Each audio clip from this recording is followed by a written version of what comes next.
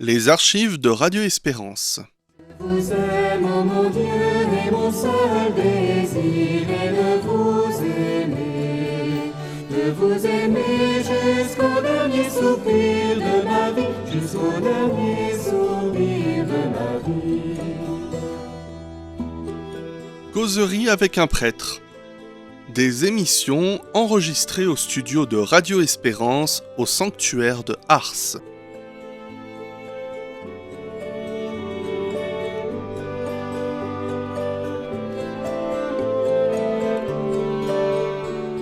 Causerie avec un prêtre, bonsoir. Donc nous sommes bien en direct des studios d'Ars avec les séminaristes du séminaire de la Société Jean-Marie Vianney. Et nous parlerons ce soir, nous aurons une causerie donc avec le père Antoine Hardy.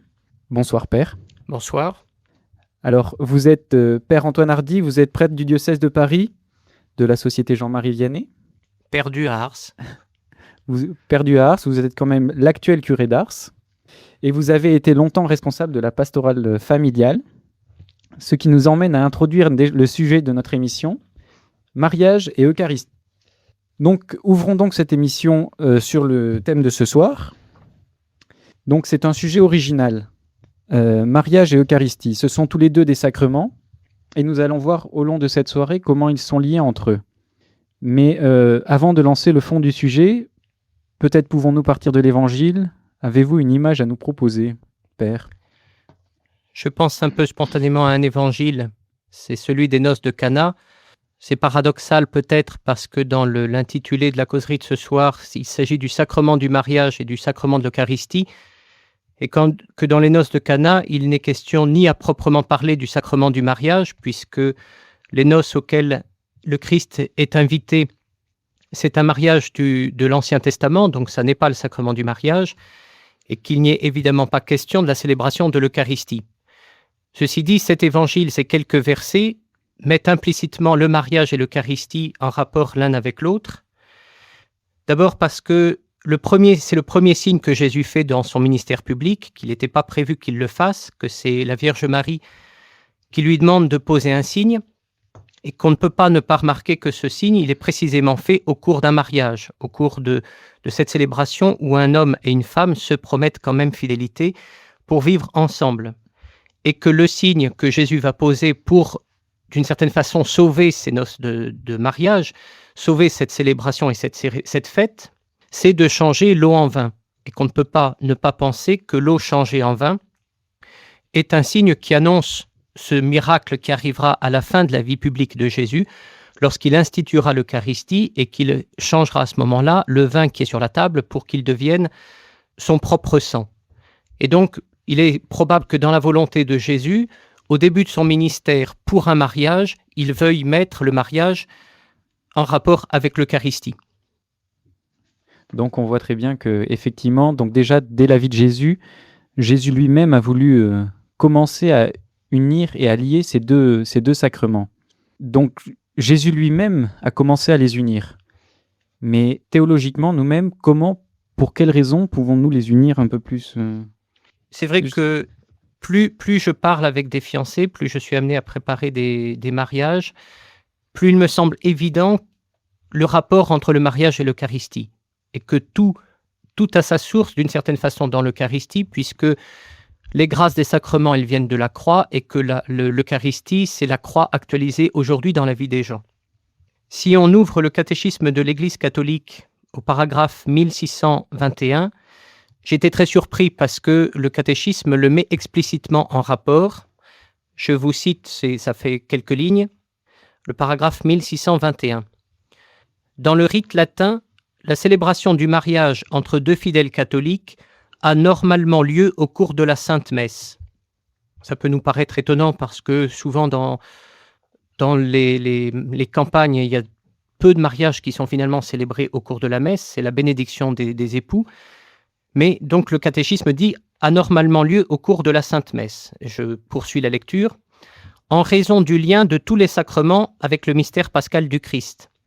De fait, tous les sacrements tirent leur fécondité et leurs fruits de la croix de Jésus qui donne tout et qui se donne dans la croix, et que donc l'Eucharistie, c'est la célébration du mystère du sacrifice du Christ.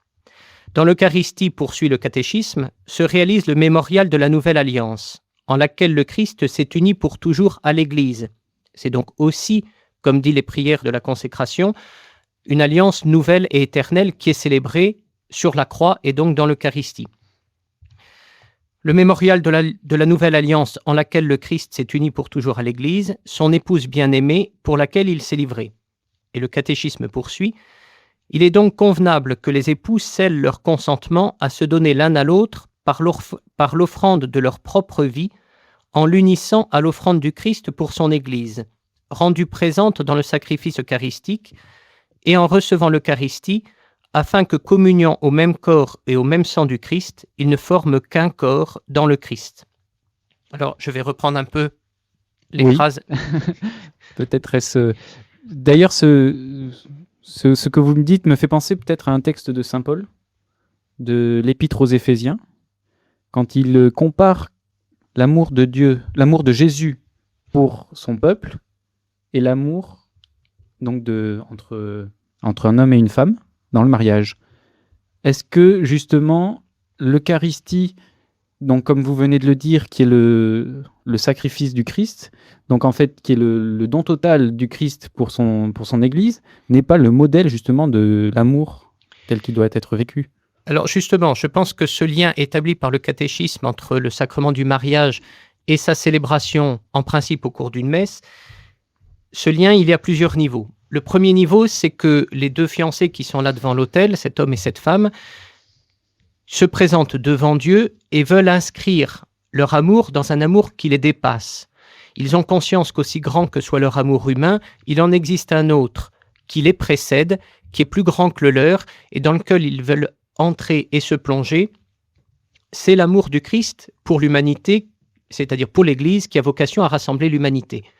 Donc effectivement, rien que donner cette précision-là donne à l'amour humain une grandeur encore plus grande et une dignité encore plus grande. Un homme et une femme sont capables d'inscrire leur amour dans un amour infini, éternel, j'allais dire, celui du Christ pour l'Église. C'est donc ouvrir à une dimension universelle.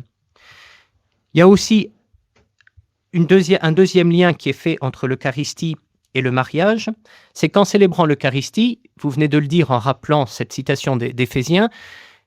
Je peux peut-être la lire si... Donc je l'ai sous les yeux. Donc de la lettre aux Éphésiens. « Marie, aimez vos femmes comme le Christ a aimé l'Église, il s'est livré pour elle, afin de la sanctifier en la purifiant par le bain d'eau qu'une parole accompagne. Voilà. De la même façon, les maris doivent aimer leurs femmes, comme leur propre corps. » Voilà. Donc, ça, c'est ce que le Christ a fait une fois pour toutes en mourant sur la croix, et c'est ce qui est sacramentellement célébré dans chaque Eucharistie. Les fiancés ou les nouveaux époux qui viennent de s'engager ont donc sous les yeux le modèle parfait de l'amour. Le Christ qui se donne totalement, puisqu'il est livré sur la croix, qu'il verse jusqu'à la dernière goutte de son sang. Comme dit saint Jean, ayant aimé les siens qui étaient dans le monde, il les aima jusqu'au bout. C'est le modèle de l'amour parfait, où il se donne totalement pour que son Église puisse le recevoir et exister par le don que le Christ fait de lui-même. Donc ils ont sous les yeux la célébration de cet amour qui est la source du leur et qu'ils vont vouloir imiter. Mais il y a un troisième lien qui est établi dans l'Eucharistie, c'est que lorsque le Christ institue l'Eucharistie, il ne dit pas « prenez, ceci est mon corps, regardez-moi bien et ensuite remettez-moi dans le tabernacle ». Ce n'est pas simplement une imitation extérieure d'un modèle qu'on a sous les yeux. Le Christ dit « prenez et mangez ». C'est-à-dire qu'en me recevant, moi, le Christ, l'époux, le modèle parfait de l'amour qui se donne, l'amour incarné, vous recevez, vous deux qui venez de vous engager dans le sacrement du mariage, vous recevez de l'extérieur, puisque c'est moi qui vous le donne, un amour plus grand que le vôtre, un amour qui a sa source dans le cœur de Dieu et qu'on appelle la charité, et qui vous permettra de vous aimer, vous, non pas simplement de votre amour humain, aussi grand soit-il, mais d'une dimension que vous n'avez pas. Aimez-vous les uns les autres comme moi, je vous ai aimé. Et finalement, il ne doit pas y avoir de désir plus grand dans le cœur des époux, de ceux qui viennent de s'engager l'instant d'avant dans le sacrement du mariage, que d'être rendus capables de s'aimer d'un amour encore plus grand, d'un amour infini, d'un amour divin. Mais donc, nous voyons quand même que dans la plupart de nos paroisses, les mariages sont célébrés en dehors de l'Eucharistie. N'est-ce pas un peu embêtant ou ne manque-t-il pas une dimension dans ce mariage ? Alors, au niveau du sacrement du mariage, il ne manque rien. Il est célébré et sacramentellement, et le don que Dieu fait aux époux est le même, qu'il soit célébré au cours d'une messe ou qu'il ne soit pas célébré au cours d'une messe. Si c'est célébré au cours d'une messe, il y a un deuxième sacrement qui s'ajoute, qui précède, puisqu'il est la source de l'amour, et qui vient nourrir leur amour. Alors, d'une certaine façon, il ne leur manque rien, et d'une certaine façon, peut-être qu'ils passent à côté d'un moyen supplémentaire de se lancer dans cet amour qui va durer jusqu'à la fin de leur vie, et de le faire grandir. Mais on peut concevoir que pastoralement, d'abord parce qu'il y a de plus en plus de mariages et que les prêtres ne peuvent pas célébrer 3 ou 4 messes de mariage dans le samedi après-midi, et puis que tout le monde n'en étant pas là, il serait un peu artificiel de célébrer la messe si ça ne correspond à rien. Mais je pense que c'est la responsabilité aussi du pasteur qui prépare les fiancés, inévitablement de parler de l'Eucharistie, de parler de l'importance de l'Eucharistie, non seulement pour le jour du mariage, mais aussi pour leur vie de chrétiens qui ont à se nourrir de l'amour, et pour leur vie de couple qui a à maintenir et à alimenter cet amour à une source plus grande qu'eux-mêmes, à sortir d'eux-mêmes pour aller recevoir du Christ cet amour qu'il veut donner. Donc l'importance de l'Eucharistie, le jour du mariage peut-être, mais après aussi. Nous allons voir dans la suite de l'émission donc comment l'Eucharistie peut faire justement grandir cet amour entre les conjoints. Mais juste une petite question. On parle du Christ époux, mais époux de l'Église, mais il n'était pas marié sur la terre justement. C'était un homme, il était célibataire. Vous voyez, on parle aussi du Christ comme grand prêtre, comme prêtre. Pas à la manière de l'Ancien Testament, mais prêtre d'une manière tout à fait nouvelle. Enfin, pourquoi je parle du prêtre aussi ? Parce qu'on peut établir un parallèle entre le prêtre et l'époux et qu'on va voir que c'est d'une certaine façon le même acte dans la vie du Christ. Le Christ est prêtre par toute sa vie parce qu'il intercède pour le peuple, parce qu'il prie pour les gens qu'il rencontre, parce qu'il fait monter sa prière vers le ciel. Et il est prêtre par cet acte ultime sacerdotal qui est l'offrande du sacrifice, non plus d'un animal, mais de sa propre vie, qu'il fait à son Père. Et ça, il accomplit le sacerdoce par ce sacrifice sur la croix. Et de la même façon, c'est vrai, vous avez dit, on parle du Christ époux dans l'Évangile, et le Christ n'est pas marié. Il est époux au sens spirituel. C'est Jean-Baptiste qui commence par dire que lui-même n'est pas l'époux, qu'il n'est que l'ami de l'époux. Et il désigne Jésus comme étant l'époux. Et c'est un titre que Jésus va reprendre pour lui un peu plus loin dans l'Évangile, quand il va dire « Quand l'époux est là, c'est pas la peine de jeûner. » Et l'époux, bien sûr, c'est lui. Mais un jour viendra où l'époux vous sera enlevé, à ce moment-là, vous jeûnerez. Donc effectivement, il prend pour lui ce titre d'époux. Alors, il aime déjà ce peuple qu'il veut rassembler, qu'il est venu sur terre pour rassembler et pour le sauver. Et il y a un moment où, j'allais dire, les noces de l'époux sont célébrées, c'est précisément le même moment où le Christ accomplit son sacerdoce par cet acte ultime, qui est la croix. Et sur la croix, le Christ est à la fois prêtre et époux, puisqu'il s'offre à son épouse. Alors paradoxalement, l'épouse n'est pas encore rassemblée, puisqu'elle est même dispersée à ce moment-là, où elle est concentrée sur quelques personnes, la Vierge Marie, Saint Jean, quelques femmes. Et le Christ est époux parce qu'il se donne, parce qu'il a son épouse qu'il veut constituer, qui est l'Église, qui a vocation à rassembler l'humanité entière. Et de fait, c'est bien pour chaque homme, pour chaque femme, conçue dès le sein de sa mère, que le Christ donne sa vie pour les sauver. Cette idée-là, elle est reprise dans l'Eucharistie, où nous avons cette phrase « Heureux les invités au festin des noces de l'agneau ». Donc ça nous renvoie à une phrase de Saint Jean qui dit « Nul n'a de plus grand amour que de donner sa vie pour ceux qu'on aime ». Donc c'est en fait le propre de l'amour, c'est de se donner. Donc c'est ce que nous montre un peu ces différentes comparaisons. Lorsque les jours furent enfin accomplis, le Seigneur dans le ciel convoqua Gabriel.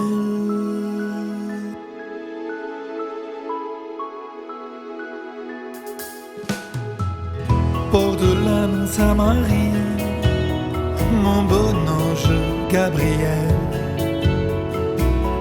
Porte l'annonce à Marie, porte-lui la bonne nouvelle. Et dis-lui que ça fait 4000 ans depuis le jour où Adam et Ève, dont le fruit défendu à pleines dents mordues, je préparais la relève. Oh, oh, oh, la relève. Porte l'annonce à Marie au village de Nazareth. Porte l'annonce à Marie, désormais la terre est prête. Et dis-lui que je veux sauver le monde, que l'heure d'envoyer le Messie a sonné, que la terre, le ciel et les ondes attendent tous qu'elle dise oui. Oh, oh, oh, qu'elle dise oui.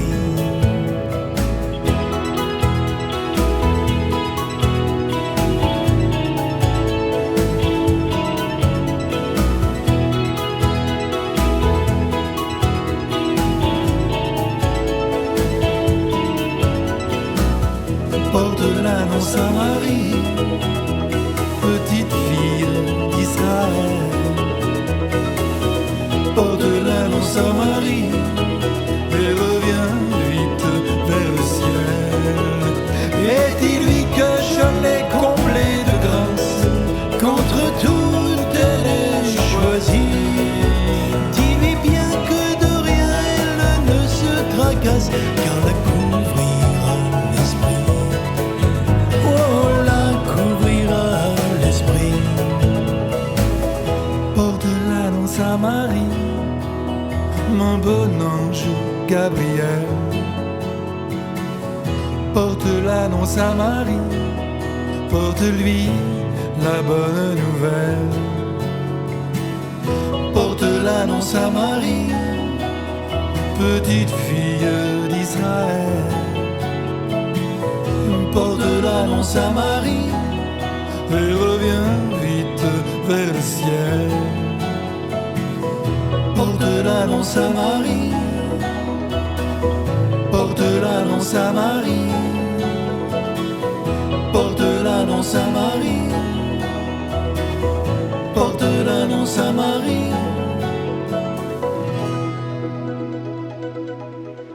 Chers amis, bonsoir. Nous de retour en direct de l'émission Causerie avec un prêtre. Ce soir, le mariage et l'Eucharistie avec le père Antoine Hardy. Donc je vous propose de passer à une deuxième partie. Après donc la première partie que nous venons de voir, voulez-vous rajouter quelque chose à la première partie ? Oui. J'aurais aimé donner 2 précisions. La première, c'est qu'on vient de mettre le mariage en lien avec l'Eucharistie, directement en lien avec l'amour nuptial du Christ pour son Église. Le catéchisme de l'Église catholique précise que ce n'est pas simplement le sacrement du mariage, mais que c'est toute la vie du chrétien elle-même qui est mise en relation avec cette nouvelle alliance scellée dans le sang du Christ. Je voudrais juste lire le paragraphe 1617. Toute la vie chrétienne porte la marque de l'amour sponsal du Christ et de l'Église. Déjà, le baptême, entrer dans le peuple de Dieu, est un mystère nuptial. Il est, pour ainsi dire, le bain des noces qui précède le repas des noces, l'Eucharistie. Le mariage chrétien devient à son tour signe efficace, sacrement de l'alliance du Christ et de l'Église. Puisqu'il en signifie et communique la grâce, le mariage entre baptisés est un vrai sacrement de la nouvelle alliance. Donc c'est bien toute la vie du chrétien et pas simplement le mariage qui est mise en relation avec cette alliance nouvelle que le Christ est venu instaurer, nouvelle et éternelle, indépassable. Il n'y aura rien de plus, on ne peut rien rajouter à ce que le Christ nous a déjà donné. Il faut simplement ouvrir nos cœurs et en vivre. Et la deuxième précision que je voulais donner, c'est que je pense qu'on peut pousser très loin cette comparaison entre le mariage et l'Eucharistie. D'abord par le vocabulaire qui est souvent le même pour parler de cette alliance, de cette union, et ensuite par les réalités spirituelles qui sont derrière et qui englobent vraiment toute la personne humaine. Je voudrais vous lire un paragraphe d'un livre du père Manaranche sur un amour nommé Jésus, et il fait à la fin un développement sur l'Eucharistie. Et il montre que vraiment l'Eucharistie et le mariage, la comparaison peut être poussée très loin. Je le cite, L'Eucharistie, c'est l'amour vécu autant de fois qu'on le désire. Quand des fiancés se marient, que se disent-ils pour échanger leur consentement? Ils se disent mutuellement « prends et mange, ceci est mon corps livré pour toi ». La phrase qui fait la messe est la même qui fait le mariage et vice-versa. Dans les deux cas, c'est le don du corps, c'est-à-dire de l'être tout entier. La mendication eucharistique exprime bien cela. On mange le Christ comme on mange quelqu'un de baisé. Évidemment, cela suppose la foi dans la présence réelle, c'est-à-dire le réalisme de la présence. Et on trouve la même idée développée, je crois, dans Familiaris Consortio, où le pape fait lui aussi tout un parallèle entre le vocabulaire et la réalité du don des époux et la réalité du Christ qui se donne à son épouse sur la croix et mystiquement, et qui se donne à nous en nourriture. Donc, merci beaucoup. Je vous propose de passer à une deuxième partie et de voir en quoi l'Eucharistie peut être vécue dans la vie des époux et en quoi l'Eucharistie peut faire grandir cet amour conjugal.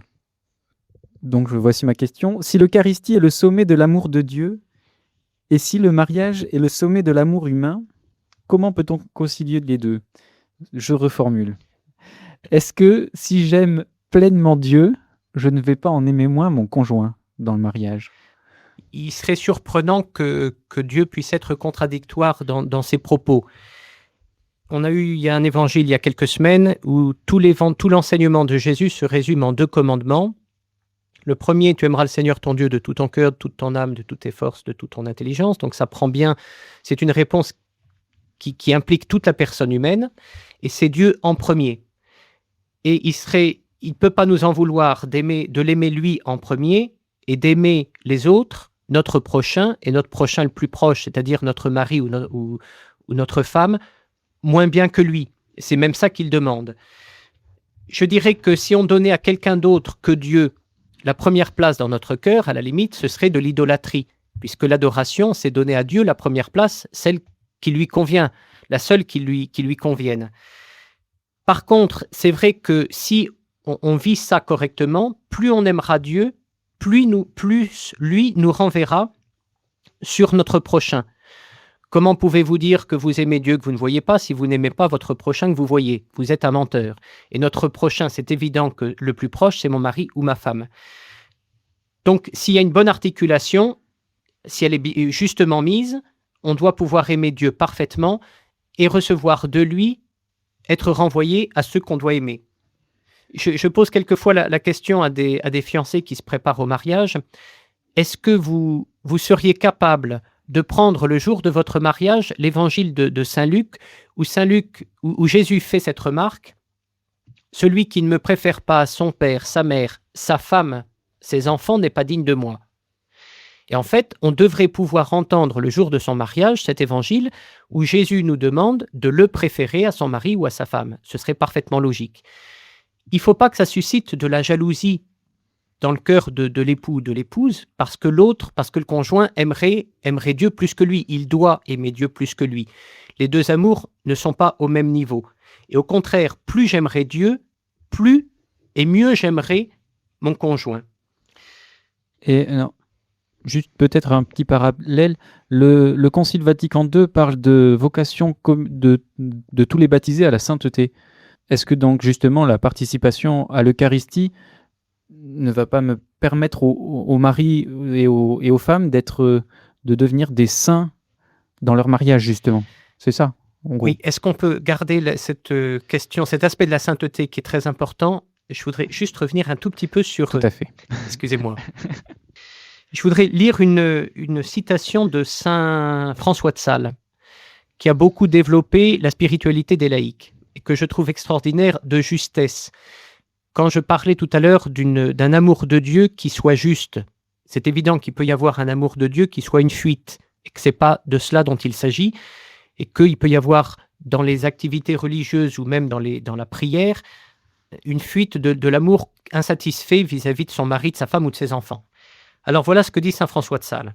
« Madame, il faut raccourcir un peu les prières pour ne pas compromettre vos devoirs domestiques. Vous êtes mariée, soyez mariée totalement sans excessive pudeur, ne lassez pas les vôtres en vous attardant trop à l'Église. Ayez une dévotion telle qu'elle se laissera aimer de votre mari, mais cela n'adviendra que s'ils sont pour vous, que s'il sent que vous lui appartenez. Autrement dit, ma dévotion, ma vie de prière, mon amour de Dieu doit me rendre encore plus aimable pour mon mari ou pour ma femme, et il doit rendre grâce que j'aime Dieu puisqu'il reçoit en retour un mari ou une femme, un conjoint encore meilleur et plus attentif. Alors que je vous interromps un petit peu, pas mal de questions nous arrivent, donc nous allons y répondre. Je vous propose juste de faire une deuxième pause musicale.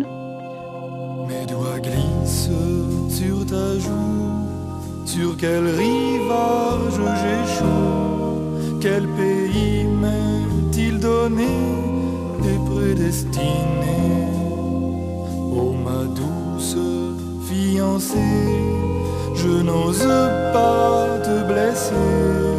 Je n'irai dessous ton toit pour coucher chez toi. Ce serait grande douleur pour tous deux, un grand malheur, qu'avant d'être entre tes draps, on ne s'aimait pas.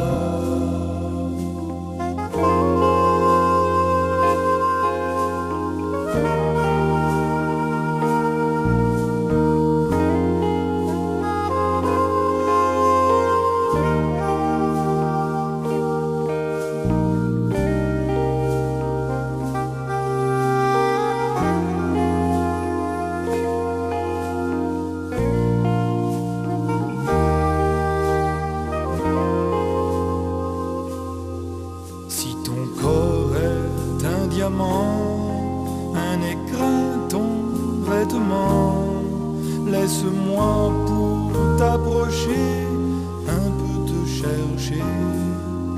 Tu es belle sous les cieux, nouvelle sous l'œil de Dieu. Laisse-moi te mériter pour mieux te garder. Il n'est arbre sans racines, il n'est rose sans épines, de tempête enfin calmée, oh ma bien-aimée. Moi je ne t'ai rien promis, que doit-il m'être permis? J'entrerai dans ta demeure quand sonnera l'heure aux épousailles blanches. Le jour beau plus qu'un dimanche, l'instant simple et solennel du don éternel. Nous voici de retour en direct des studios d'Ars pour notre émission Causerie avec un prêtre sur le thème Mariage et Eucharistie avec le Père Hardy. Tout d'abord, Marie de Roanne qui pose une question sur l'exposition du Saint-Sacrement. Combien de temps le Seigneur est-il présent dans l'hostie? Pourquoi doit-on la changer de temps en temps? Il est présent tout le temps. C'est vrai que la foi catholique nous dit qu'il y a transsubstantiation, c'est-à-dire que la substance du pain a été changée en la substance du corps du Christ, c'est-à-dire la personne du Christ tout entière, mais il reste un support matériel à cette transsubstantiation qui est l'hostie. Et que tant que l'hostie a la matière d'une hostie, le Christ y est présent.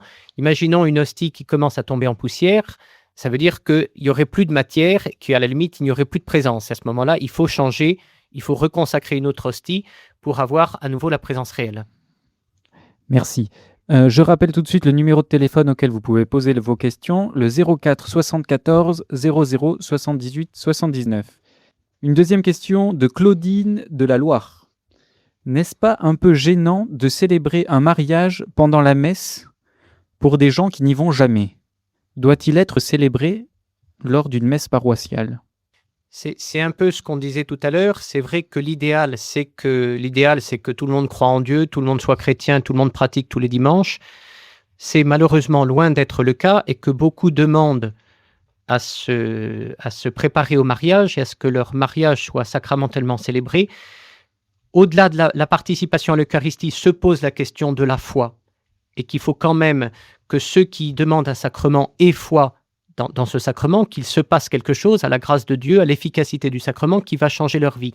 Donc c'est encore repousser un peu en amont la question. Alors, c'est vrai que des gens qui n'y vont jamais, a priori, il n'y a pas de raison de célébrer au cours de l'Eucharistie leur mariage au cours d'une messe. Mais la plupart du temps d'ailleurs, ils ne le demandent pas forcément. Ils viennent dans l'idée d'avoir un sacrement, d'aller à l'église parce que ça dure plus longtemps que la mairie, et ils y tiennent sans forcément avoir toujours les bonnes raisons pour y tenir. Et comme les mariages auxquels ils assistent la plupart du temps, de toute façon, sont des bénédictions, ils attendent eux une bénédiction.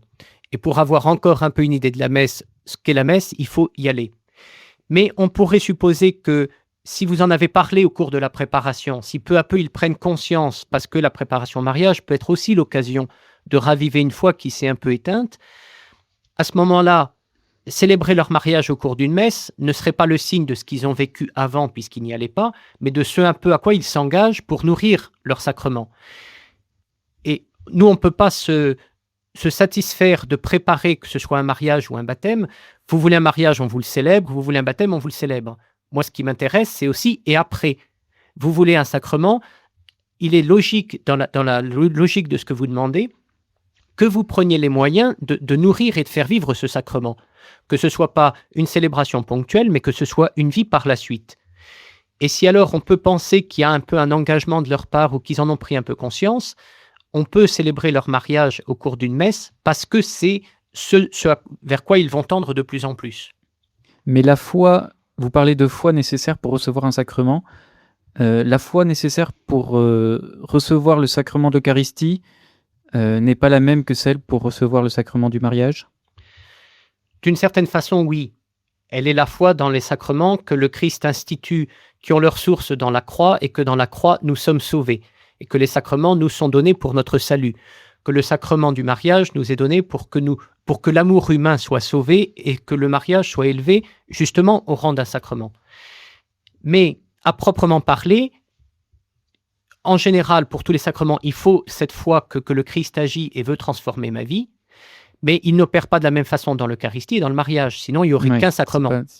Donc je crois en la présence réelle, et parce que le Christ est là, présent, vivant, agissant dans ma vie, il me transforme de l'intérieur, que ce soit mon mariage ou que ce ne soit pas mon mariage, pour ma vie chrétienne. Et je crois que m'engager devant Dieu donne à mon amour une dimension supplémentaire et que cette dimension supplémentaire aura besoin d'être nourrie en permanence de celui qui est la source de l'amour, qui a ouvert son cœur pour que son cœur puisse être déversé dans le mien. Merci beaucoup. Alors que Monique de Saint-Gène, me semble, le nom du village, pose une autre question à laquelle nous avons répondu en très grande partie.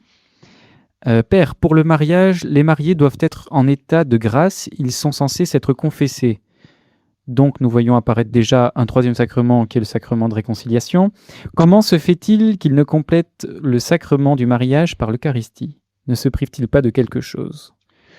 Donc, nous avons déjà répondu en grande partie. Vous voulez dire un petit mot ou... Alors, ils sont censés s'être confessés. C'est vrai que si on veut que les sacrements soient fructueux, il faut qu'on les reçoive en état de grâce.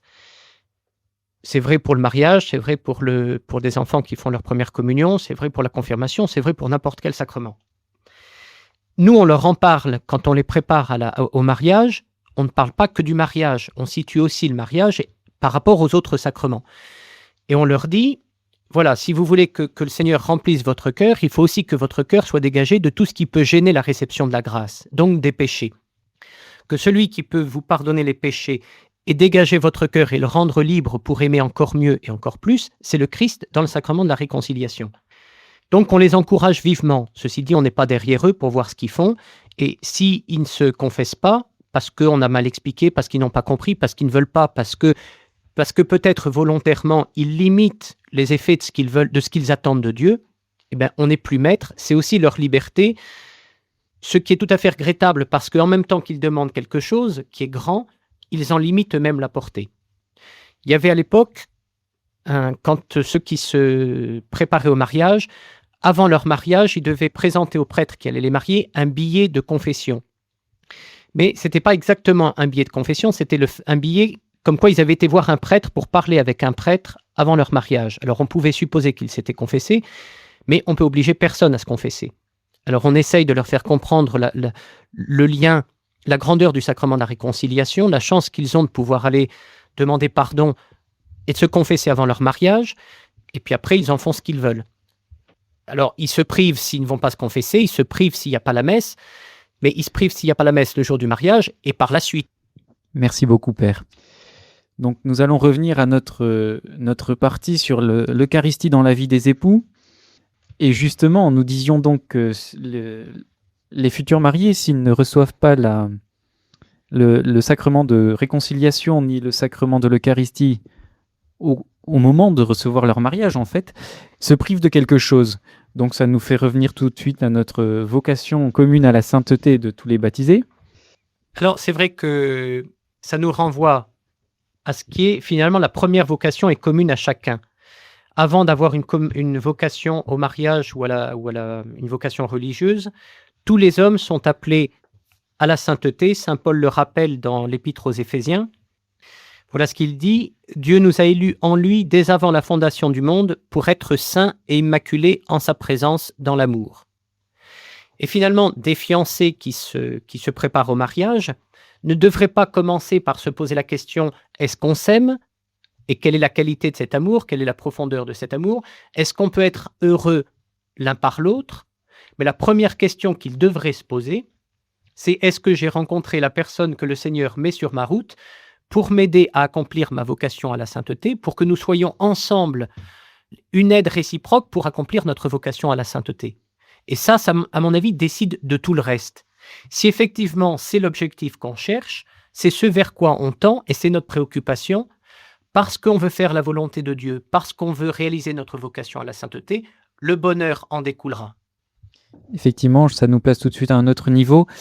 Justement, si des jeunes nous écoutent, ça nous fait tout de suite penser, dire que pour se marier, il ne suffit pas d'avoir de bons sentiments, quoi. Donc, je pense que c'est de toute façon une erreur malheureusement assez répandue de croire que l'amour, ce sont des bons sentiments, que l'amour, c'est quelque chose de beaucoup plus profond que ça n'est pas... Tous les fiancés viennent nous voir pour nous dire, en nous disant on s'aime. Bien sûr qu'on s'aime. J'ai le cœur qui bat quand je pense à elle. J'espère que vous avez le cœur qui bat. Mais l'amour est beaucoup plus profond que ça. Et on s'arrête trop souvent, quelquefois, à quelque chose qui resterait superficiel, qui ne serait pas enraciné, et donc qui n'est pas le véritable amour. C'est ni le sentiment, ni la passion, c'est un acte de la volonté. Aimer, c'est vouloir aimer et en prendre les moyens. Alors, j'ai bien sûr une attirance vers quelqu'un, je me pose la question, je l'aime, et ensuite il faut que je réfléchisse. Non pas pour faire un mariage de raison, mais pour réfléchir sur la qualité de cet amour. Est-ce que je pense qu'il peut résister au temps, aux épreuves? Oui, et justement, est-ce que lorsque dans le mariage arrivent les contradictions, l'Eucharistie peut-elle venir au secours des conjoints ou... Oui. Là encore, je vais revenir un tout petit peu en arrière, parce que en parlant des contradictions, on parle... Évidemment, mais ce qui est inévitable, des moments qui ne vont pas forcément très bien. Je voudrais revenir aussi à ce qui est d'abord la vocation à la sainteté. La sainteté, c'est l'union à Dieu. Et vous m'avez demandé quel est le rapport, est-ce que l'Eucharistie aide à accomplir sa vocation à la sainteté dans le mariage? Oui. Alors, ça me paraît évident que si la sainteté, c'est l'union à Dieu, que le plus grand moyen qui m'est donné aujourd'hui, ou en tout cas l'un des plus grands moyens qui m'est donné d'être uni à Dieu, c'est lorsque le Christ frappe à la porte de mon cœur, institue l'Eucharistie pour venir vivre en moi et me transformer de l'intérieur. Quand je peux dire avec saint Paul, je vis, mais ce n'est plus moi qui vis, c'est le Christ qui vit en moi, si vraiment je le laisse prendre toute sa place, je tends largement vers la sainteté. Et le lien entre l'Eucharistie et la sainteté, le pape Jean-Paul II en a parlé dans son texte « L'Église vit de l'Eucharistie ». Je voudrais vous faire une petite citation. Dans l'Eucharistie, nous avons Jésus, son sacrifice rédempteur, nous avons sa résurrection, nous avons le don de l'Esprit, nous avons l'adoration, l'obéissance et l'amour envers le Père. Si nous négligeons l'Eucharistie, comment pourrions-nous porter remède à notre indigence? Autrement dit, si on ne prend pas tous ces moyens qui nous sont donnés concentrés dans l'Eucharistie, il ne faut pas s'étonner que nous ne réalisions pas notre vocation à la sainteté. Et en disant ça, il développe une idée qu'il avait déjà un peu développée dans Familiaris Consortio, le devoir de sanctification qui incombe à la famille chrétienne a sa racine première dans le baptême. Et il poursuit, et sa plus grande expression dans l'Eucharistie, à laquelle le mariage chrétien est intimement lié. Merci. L'Eucharistie reste le mémorial du sacrifice du Christ, donc le lieu où nous sommes affrontés au mystère de la croix, au mystère de la passion du Christ. Les époux aussi sont affrontés à ce mystère, à ce grand mystère donc des contradictions en fait. Alors, pour une part, il est lié à notre péché, donc qui est l'opposé de notre vocation à la sainteté, même si le péché n'empêche pas d'être saint, sinon il y aurait que le Christ et la Vierge Marie qui seraient saints. Mais ces contradictions ne viennent pas que du péché. Et il faut pas s'inquiéter. Elles viennent aussi du fait que l'homme est limité, que la femme est limitée, qu'il y a des transformations dans le temps. Que la croix soit le lieu où le Christ surmonte toutes les contradictions, c'est un peu une évidence. Le premier paradoxe, c'est qu'on pense que le Christ est vaincu, qu'enfin on a réussi à faire taire le Verbe de Dieu. On va pouvoir le mettre en croix, une fois qu'il sera mort, le mettre au tombeau. Et donc, on a réglé le problème, on n'en parle plus. Et le chrétien sait que la victoire ne viendra pas 3 jours après parce que le Christ sortira vivant du tombeau. Le chrétien sait que la victoire, elle est déjà lorsque le Christ est sur la croix, parce que la haine est vaincue par l'amour, parce que la mort, malgré l'apparence, est déjà vaincue par la vie. Et qu'en étant mort, le Christ va aller chercher ceux qui sont morts précisément pour les faire rentrer dans la vie. Et alors, à la lumière de la croix, ce sont effectivement toutes nos contradictions qui sont assumées par le Christ. On a dit que l'amour était une belle chose, l'une des plus belles choses qui puisse être donnée à l'homme et à la femme de vivre, mais cet amour, il est marqué par le péché. Et alors, on se trouve ne pas pouvoir aimer comme on voudrait. Saint Paul a cette phrase très forte, « Je fais le mal que je ne voudrais pas faire et je ne fais pas le bien que je voudrais faire. » Et si on l'applique entre les époux ont cette souffrance de ne pas aimer comme ils voudraient. Et le curé d'Ars se dirait, vous souffrez de ne pas aimer, c'est donc que vous aimez. C'est vrai. Si je souffre de ne pas montrer mon amour autant que je voudrais, c'est effectivement que je l'aime, que j'aime. Je voudrais vous faire une citation du pape Jean-Paul II, un paragraphe où il montre comment, dans la croix et donc dans l'Eucharistie, est assumée cette contradiction. Le mariage n'est pas du monde, dit Jean-Paul II, mais du Père. Je trouve ça très beau. Que le mariage d'un homme et une femme qui se marient, ça vient du plan de Dieu, ça vient du Père qui a prévu ça de toute éternité. L'alliance matrimoniale est un mystère d'une insondable transcendance. C'est un dessein qui émane du Créateur, confié à la fragile liberté humaine. Chers époux, le décalage que vous percevez entre l'attente du Père et vos pauvres réponses ne doit pas vous paralyser, mais vous rendre plus dynamiques encore. Vous vous êtes promis l'amour du Christ. Vous vous appartenez dans cet amour. Cet amour n'est pas seulement un idéal lointain, il est présent. Je trouve ça très encourageant de la part du pape, il est très réaliste, mais très encourageant. Et il continue. Lorsque vous vous êtes unis dans le Seigneur, lorsque vous priez ensemble, lorsque toujours, comme la première fois, vous allez l'un vers l'autre, lorsqu'à chaque instant vous dites oui à sa volonté, lorsque maintenant vous l'invoquez et vous lui demandez « Sois plus fort, toi en nous et entre nous, plus fort que nous ne le sommes nous-mêmes. » À travers vous veut être rendue présente la puissance de l'amour divin. Eh bien, le lieu où on puise, où est surmontée nos contradictions, c'est la croix du Christ. C'est donc l'Eucharistie qui est l'actualisation du sacrifice du Christ. D'autant plus que le pape Jean-Paul II fut un homme qui a énormément réfléchi sur la signification de l'amour conjugal. Donc je vous propose une petite pause musicale.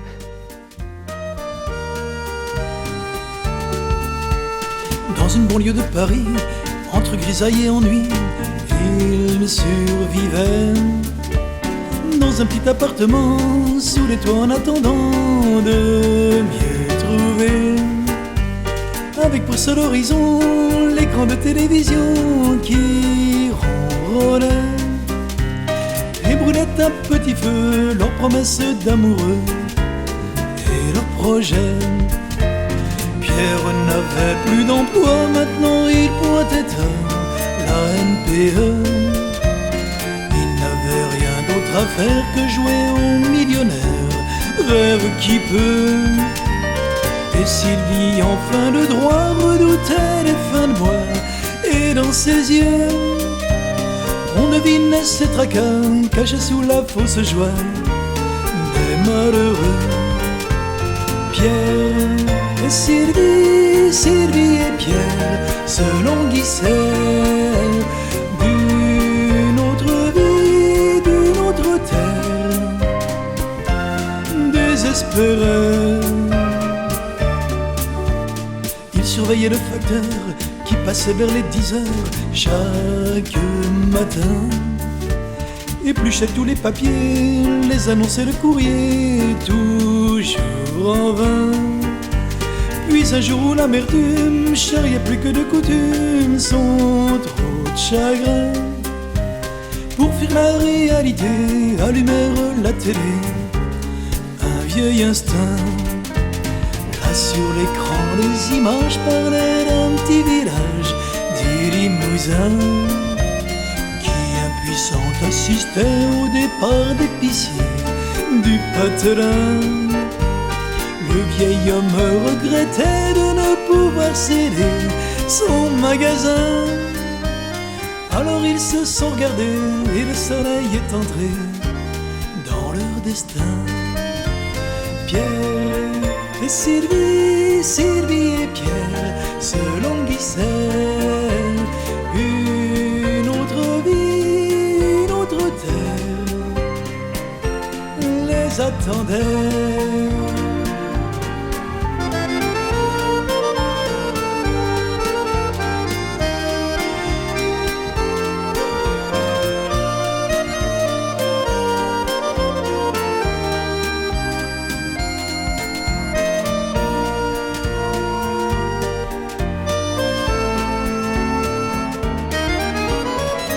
Devinez la suite, après une petite visite à ces braves gens.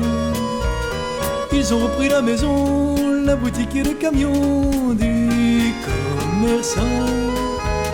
Et si Pierre se lève tôt pour chiner dans les hameaux des environs, Sylvie elle au magasin, causant de tout et de rien, sert les clients. Il paraît qu'ils sont heureux, n'en sont que plus amoureux. Et au village, une voisine m'a dit, d'après ce qu'une autre a dit, pur commérage, si elles sont pas trop fêlées, les cloches pourraient sonner un mariage. Et puis que 9 mois après, elles pourraient recommencer, il y a plus de chômage. Pierre et Sylvie, Sylvie et Pierre se languissaient. Une autre vie, une autre terre leur souriait.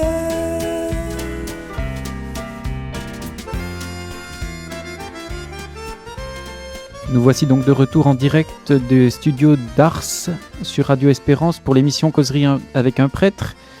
Voici donc la dernière partie de notre émission avec le Père Antoine Hardy sur mariage et Eucharistie. Père, est-ce que vous pouvez donner d'autres exemples de situations douloureuses surmontées par les époux ? Surmontées parce que présentées ou vécues dans l'Eucharistie, qui est le lieu où on peut surmonter les blessures, les contradictions, les épreuves. Je vais vous donner 2-3 exemples. On connaît cette phrase, la seule mesure de l'amour, c'est d'aimer sans mesure. Et quand on s'engage dans le mariage, c'est bien comme dans le sacerdoce. D'ailleurs, on a envie d'une réponse qui soit totale, qui nous prenne tout entier. Et on s'aperçoit dans la vie quotidienne qu'on n'aime pas à la mesure de ce qu'on voudrait donner. Qu'on est égoïste, qu'on est orgueilleux, qu'on n'aime pas sans mesure. Et en fait, en contemplant le mystère de la croix, donc qui est dans l'Eucharistie, on s'aperçoit que le Christ qui a aimé a besoin, le Père l'a émondé comme la vigne. Il portait du fruit et il lui a demandé d'offrir sa vie en sacrifice pour porter encore plus de fruits. eh bien, on peut se dire qu'à certains moments, quand il y a des épreuves, quand il y a des difficultés, on pense que c'est dû à nous ou à l'autre, que ce sont nos échecs, qu'on s'en sortira pas. On peut se rendre compte que, au-delà de nos échecs, au-delà de nos difficultés, de notre souffrance, ça peut être aussi l'action de la grâce qui nous émonde pour nous faire porter encore plus de fruits. Et que si on en reste à l'instant présent, on est dans la souffrance, on est dans l'incompréhension, et que de cet état-là, le Christ peut tirer un plus grand bien. Je donne un autre exemple. Le mariage, c'est tendre vers l'unité. Un homme et une femme qui veulent s'unir et tendre de plus en plus vers l'unité. Or, on constate que nous-mêmes, nous ne sommes pas unifiés. Nous sommes unifiés quand nous sommes sortis des mains de Dieu au moment de la création, et à la suite du péché, nous sommes, j'allais dire, des êtres éclatés. Et que les époux qui se donnent l'un à l'autre sont aussi des êtres éclatés. Et on peut se demander comment il est possible qu'ensemble on tende vers l'unité quand nous-mêmes on est dispersés. Et je pense que c'est une ascèse de vie. On est dans un monde qui va beaucoup nous disperser à l'extérieur, et que s'ils veulent tendre vers l'unité, il faut qu'ils se concentrent, il faut qu'ils fortifient, comme dit saint Paul, l'homme intérieur. Que l'époux a besoin de fortifier l'homme intérieur, la femme a besoin de fortifier l'homme intérieur, de travailler, de laisser la grâce travailler à cette unification, pour que le don qu'ils se font l'un à l'autre soit de plus en plus le don d'un être lui-même unifié. Et qu'à ce moment-là, certainement, ça permettra davantage encore l'unité des deux. Je pense qu'il y a encore autre chose qui déroute quelquefois les époux. C'est qu'ils se marient à, mettons, 25 ans, et puis on s'aperçoit avec le temps que l'homme change, que la femme change, que la façon dont ils s'aiment change. Autrement dit, les points de repère qu'ils avaient à 25 ans quand ils se sont mariés, ils disparaissent. Et il se dit, mais puisque tout a disparu, est-ce que je suis aujourd'hui sur les bases sur lesquelles je me suis engagé? Est-ce que je l'aime encore? Et si je l'aime plus, si je l'aime plus, il n'y a pas de raison que je reste avec lui. Et il ne faut pas être surpris de ça. Avec le temps, tout change. Mais si je n'ai pas le point de stabilité auquel je vais me raccrocher en permanence, et qui sera mon point de référence, et qui ne peut être ni dans la femme, ni dans l'homme, puisque précisément eux changent aussi, et s'il n'est pas à l'extérieur, effectivement, je serai ballotté et je serai perdu. Et ce point stable, alors que notre amour est mouvant, ce point stable, c'est l'Eucharistie. C'est le Christ invariable qui se donne en permanence à moi à chaque fois que j'en ai besoin et qui m'apprend à retrouver une stabilité ou à me réadapter ou à réaimer celui que j'ai en face de moi et à qui j'ai promis que je l'aimerai pour toujours. Et puis, je dirais un dernier, pour des cas extrêmes, douloureux, mais malheureusement, il y a un certain nombre de cas extrêmes, où on souffre d'une infidélité, où on souffre d'une absence, où on souffre d'un départ. Le Christ a fait cette expérience-là sur la croix. On a dit qu'il donne, sur la croix, c'est l'époux qui se donne pour son épouse. Or, sur la croix, il a beaucoup moins de fidèles qu'il en a eu durant sa vie publique. Il a rassemblé des centaines de gens, des milliers de gens, et il reste une poignée. Et alors qu'il se donne pour promettre et qu'il promet fidélité à l'épouse est en grande partie dispersée. Autrement dit, ou alors elle est simplement concentrée, ce qui est énorme, dans la Vierge Marie, Saint Jean, quelques personnes. Autrement dit, d'une certaine façon, il a fait sur la croix un peu l'expérience de l'infidélité des hommes, qui l'ont abandonné. Eh bien, le conjoint, l'époux, l'épouse qui est abandonné, qui est isolé, qui souffre de cette situation, et je conçois que ce soit une très grande souffrance, peut spirituellement, et l'Eucharistie va lui faire prendre conscience de ça, mais va lui donner la force d'assumer cette situation, souffre de cette infidélité.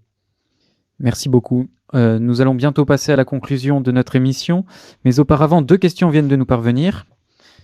Une dame de Paray-le-Monial qui pose la question suivante: y a-t-il des mariages sacrilèges? Je pense que un mariage, entre guillemets, parce que ce ne serait pas un mariage entre 2 hommes ou entre 2 femmes, est contraire au plan de Dieu. Dans la mesure où on cherche à le revendiquer, à en faire un droit, peut être aussi le désir d'aller contre le plan de Dieu. Un mariage où si on imagine que l'un des deux cacherait quelque chose, voudrait faire le contraire de ce que l'Église et de ce que le Seigneur veut quand un homme et une femme se marient, pourrait être sacrilège. Merci. Une deuxième question de Monique de Chalon-sur-Saône. Le mariage est un plan de Dieu. Y a-t-il une prédestination pour trouver son époux ou épouse? Dieu nous réserve-t-il quelqu'un en particulier? Si j'avais su que vous me posiez cette question, je vous aurais apporté un texte de Gustave Thibon, que j'aime beaucoup. Et il dit, il n'est pas vrai, c'est un mythe de croire qu'il y a la femme qui m'est destinée ou l'homme qui m'est destiné. Et donc, il faut que je cherche celui avec qui je vais pouvoir aller pour me marier et pour faire ma vie. Mais à partir du moment où je me suis marié avec lui ou avec elle, c'est forcément avec lui ou avec elle que je dois rester, que je dois faire ma vie, que j'ai vocation à accomplir le mariage. C'est pas avant, mais une fois que j'ai choisi, c'est avec cette personne-là que j'ai vocation à accomplir la vocation du mariage. Merci beaucoup. Nous arrivons à la fin de notre émission. Voulez-vous donner une conclusion au thème de ce soir, mariage et Eucharistie? Est-ce que je peux citer encore Jean-Paul II? Oh, bien sûr. Il parle... Parce que les studios de Radio Espérance dans lesquels nous sommes ont servi de sacristie à Jean-Paul II quand il est venu à Ars en 1986. Alors, on va le citer. « Époux chrétiens, vivez au cœur du sacrement de l'Alliance, votre mariage étant nourri de l'Eucharistie, et l'Eucharistie éclairée par votre sacrement de mariage. Il y va de l'avenir du monde. À la messe, par le ministère du prêtre, l'Esprit du Seigneur fait du pain et du vin le corps et le sang du Seigneur.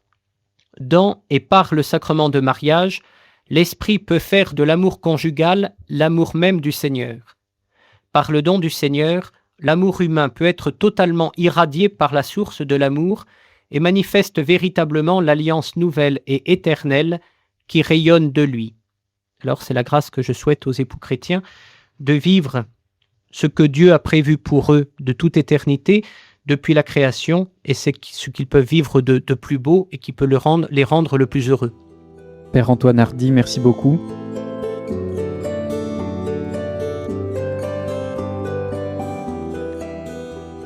C'était les archives de Radio Espérance avec l'émission Causerie avec un prêtre.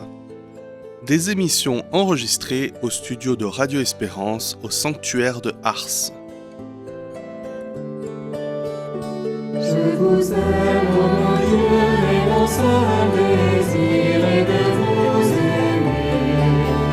vous aimer jusqu'au dernier soupir de ma